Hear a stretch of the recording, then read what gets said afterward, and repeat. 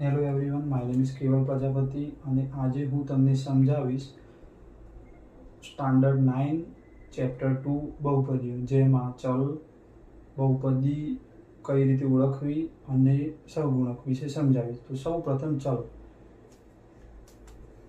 ચલ ભિન્ન કિંમતો ધારણ કરી શકે તેવી સંજ્ઞાઓને ચલ તરીકે ઓળખવામાં આવે છે. દાખલા તરીકે એક્સ વાય ઝેડ.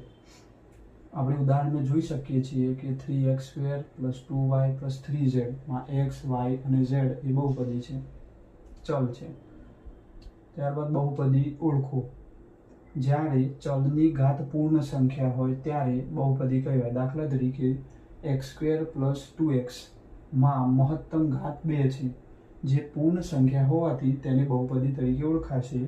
જ્યારે વર્ગમૂળમાં 2x + 1 માં x ની મહત્તમ ઘાત 1/2 છે, જે અપૂર્ણાંક હોવાથી બહુપદી કહેવાશે નથી. અને લાસ્ટમાં છે સહગુણક. ચલ સાથે ગુણાયેલ સંખ્યાને સહગુણક તરીકે ઓળખવામાં આવે છે. જેમ કે 3x2 + 2x - y માં 3x²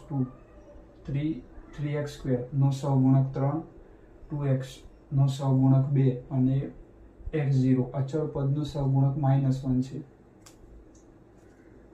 Thank you for watching.